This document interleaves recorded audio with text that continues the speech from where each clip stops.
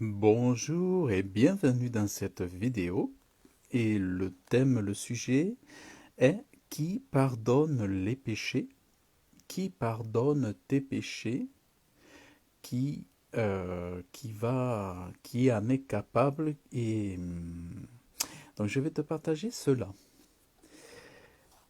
Il est écrit dans la parole de Dieu, vous allez le trouver ici, c'est lui qui pardonne toutes tes iniquités et qui guérit toutes tes infirmités. Déjà, un fait important, c'est que le pardon induit la guérison.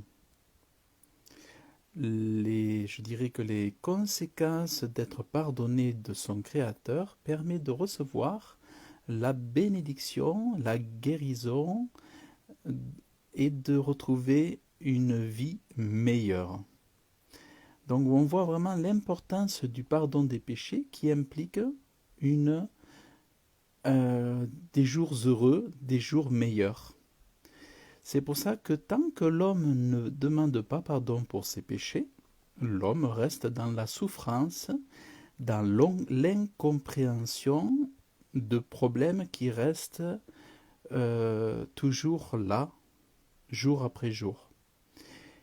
Et le secret, je dirais, pour voir des jours plus heureux, eh bien, c'est d'abord se poser la question, mais qui pardonne les péchés? Comment être pardonné des péchés? Mais pourquoi être pardonné des péchés? Vous avez la réponse, c'est pour être guéri et pour vivre une vie meilleure au dehors en étant sorti de la malédiction que génère le péché.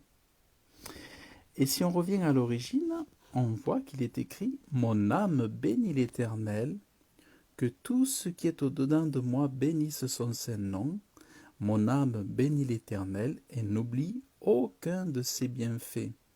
C'est lui qui pardonne toutes tes iniquités, qui guérit toutes tes infirmités. » Et regardez, quand vous demandez pardon à Dieu, c'est lui qui rachète ta vie de la fosse et qui te couronne de bonté et de compassion. Le pardon des péchés, lorsque vous faites une prière de repentance, on appelle cela la repentance. Je te demande pardon, mon Dieu, pour le vol. Je te demande pardon, mon Dieu, pour avoir injurié. Je te demande pardon, mon Dieu, pour avoir frappé quelqu'un. Je te demande pardon, mon Dieu, pour toutes les mauvaises actions que j'ai faites. Je te demande pardon pour les mauvais regards. Je te demande pardon pour d'avoir pour l'adultère. Je te demande pardon d'avoir, je sais pas, couché avec un homme qui était, oui, voilà, qui était marié ou une femme qui était mariée. Donc, ça, c'est la repentance. Et je te demande pardon d'avoir gardé un bien qui ne m'appartenait pas. Et en cela, eh bien, je vais rendre l'objet que j'ai volé, je vais le restituer.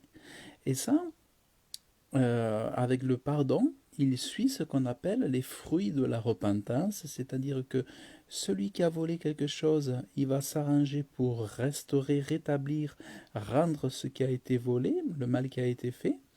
Celui qui a insulté une personne, il va aller voir cette personne, il va lui demander pardon, pardon de t'avoir insulté.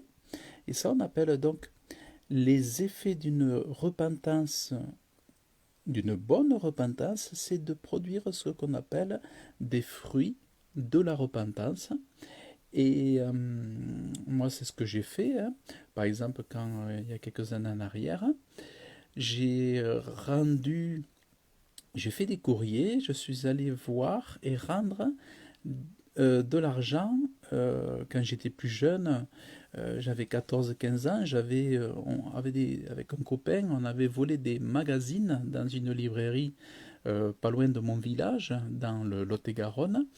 Et je dirais 30 ans après, j'ai retrouvé le propriétaire de la librairie et je l'ai je lui ai téléphoné, je lui ai demandé pardon en lui racontant que quand j'étais jeune, eh bien, j'avais volé dans sa librairie, j'avais caché des livres sous mon pull, sous ma veste, et que donc on l'avait par conséquent volé.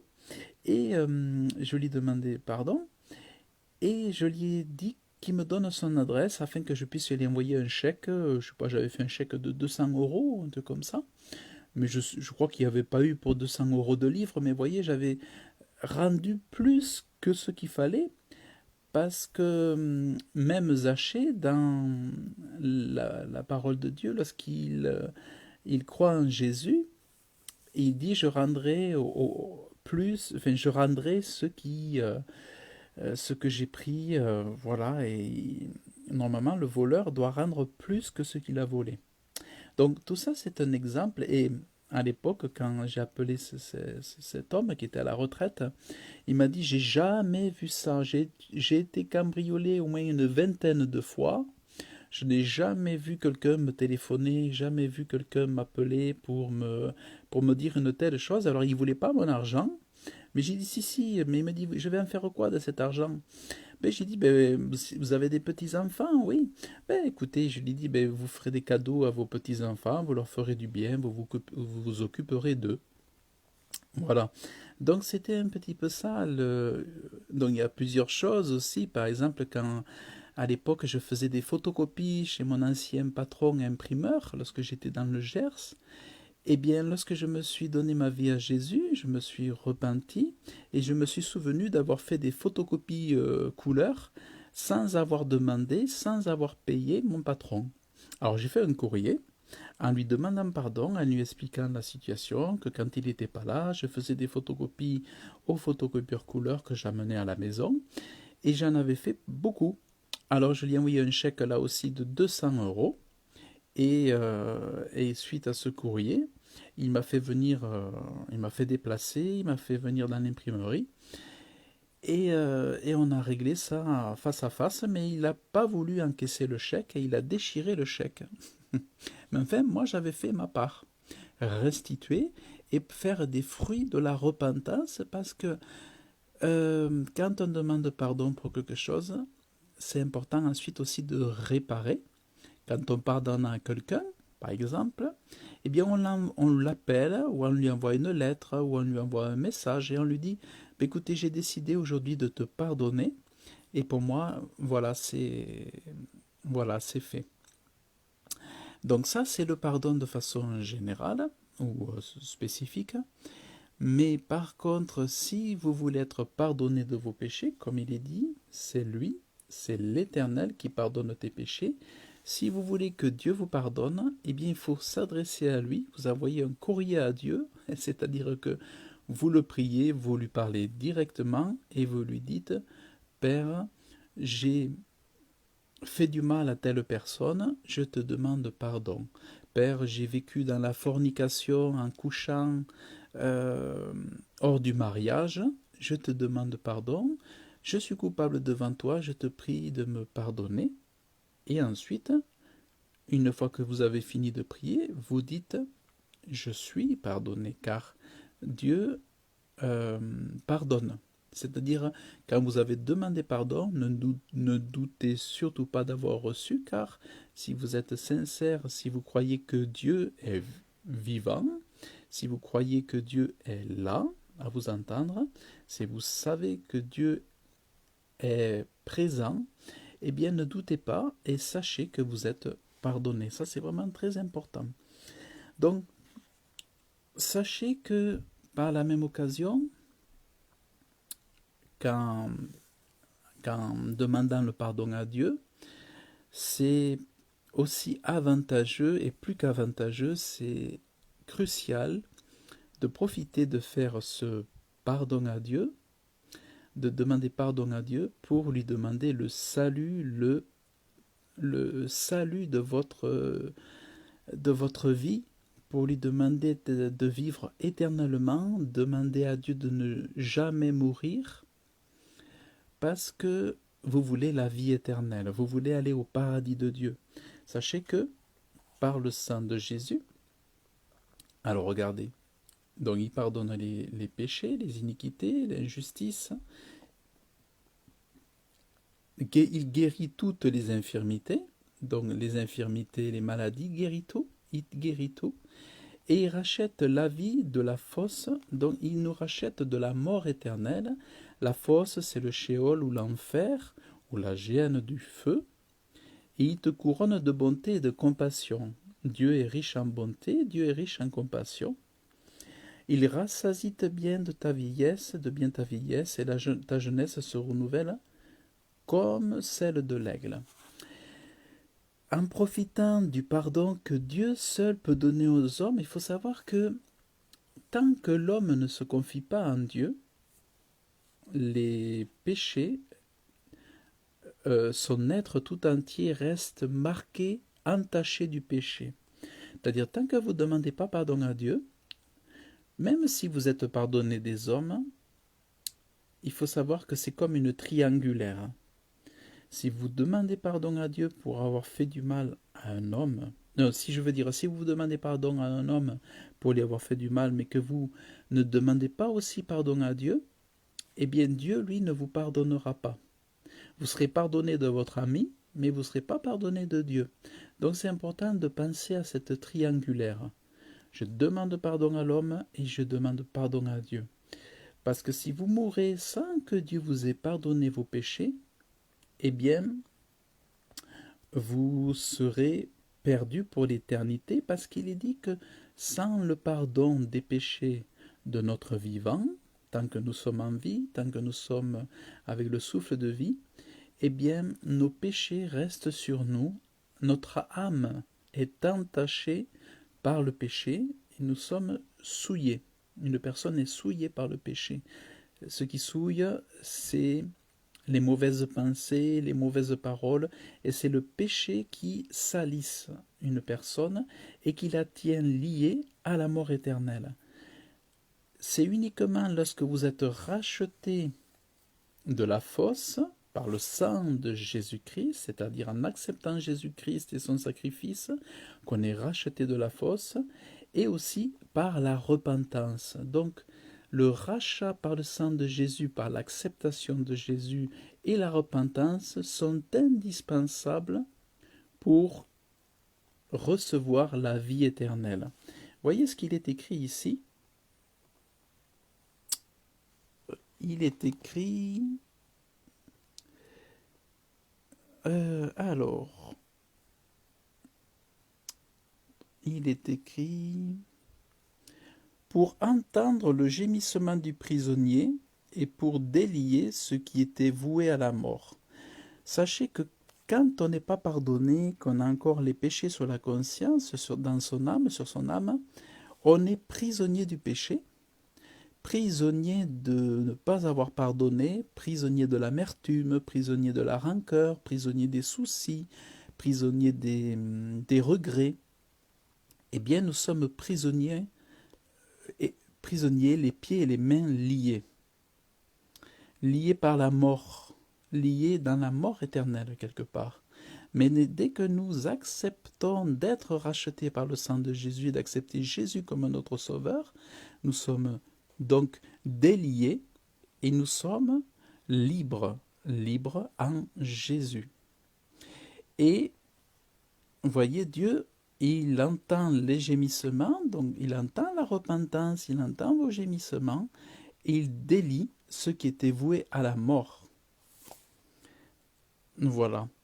Ce qui était lié à la mort, parce que tant que nous n'acceptons pas Dieu, en fait, tant que nous n'acceptons pas Dieu, nous sommes des fils de la mort, et pour aller un peu plus loin, malheureusement, c'est un peu triste à dire, mais nous sommes des fils du diable. Et oui, parce que dans le jardin d'Éden, eh bien, à cause du péché du premier homme, les hommes se sont finalement, malheureusement, appartiennent au pouvoir du diable.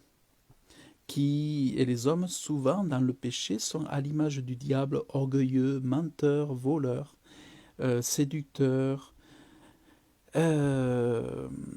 mal intentionnés, adultères et tout ça.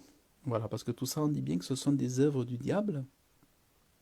Donc, voilà ce que je voulais vous dire, c'est que, effectivement, il n'y en a qu'un qui, de votre vivant, peut pardonner les péchés d'un homme. Et si tu veux avoir tes péchés pardonnés, c'est important de les dire à Dieu de façon transparente, en mettant les mots justes, les mots vrais, en étant précis, en mettant les bons mots. Tu confesses à Dieu, tu demandes pardon, et puis tu abandonnes. C'est-à-dire, une fois que la confession est faite, c'est important d'abandonner. Et le mieux pour abandonner les péchés, c'est d'utiliser la parole de Dieu, de la méditer, de la lire souvent. Et en connaissant la sainteté de Dieu, en apprenant sur la sainteté de Dieu, tu connaîtras la crainte de Dieu et tu te détourneras du péché par sa connaissance. Parce que sa connaissance te donne la crainte de Dieu. C'est vraiment... Alors, il y a Carole qui nous dit, qu'est-ce qui arrive quand nous avons demandé et les autres ne veulent pas nous pardonner? Alors moi, ça m'est arrivé, ça aussi. Alors, si tu as demandé pardon à Dieu, tu as demandé pardon à la personne qui devait l'entendre, si la personne ne l'accepte pas, ton pardon, eh bien sache que, en dépit de ce qu'elle ne l'ait pas accepté, toi, tu as fait ce qu'il fallait. Donc tu as très bien fait de demander pardon. Et si la personne ne l'a pas reçu ton pardon, eh bien c'est tant pis pour elle, parce qu'elle, tu lui as donné la délivrance, elle n'a pas reçu cette délivrance pour elle-même pardonner à son tour, mais là, ça devient son problème, son fardeau. En tout cas, toi, tu es libéré du fardeau, et une fois que tu as demandé pardon, si la personne elle est distante, elle ne te demande pas, qu'elle n'a pas accepté ton pardon, eh bien, il faut se tenir à distance. C'est pas, il est même important de ne pas rester dans les pattes, dans la proximité de cette personne, pour pas que ça soit pour toi une relation nuisible. Mais comme on dit, c'est pas parce qu'on demande pardon qu'on va passer aussi, euh, euh, qu'on va rester amis, ou qu'on va rester l'un sur l'autre, qu'on va se parler souvent et tout ça. On peut souvent pardonner et pourtant après ne plus voir la personne, mais au moins le pardon est fait et toi tu es restauré, tu es béni.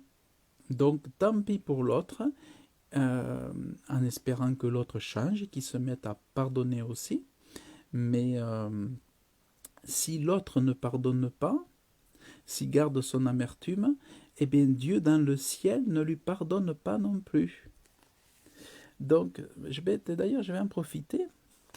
Je vais en profiter pour vous lire la prière la prière. Je vais vous lire la prière. Je ne sais même pas si je vais la retrouver. J'allais dire la prière Notre Père qui est aux cieux. Alors, je ne sais même pas si je vais la retrouver. Veillez donc en ma petite foi.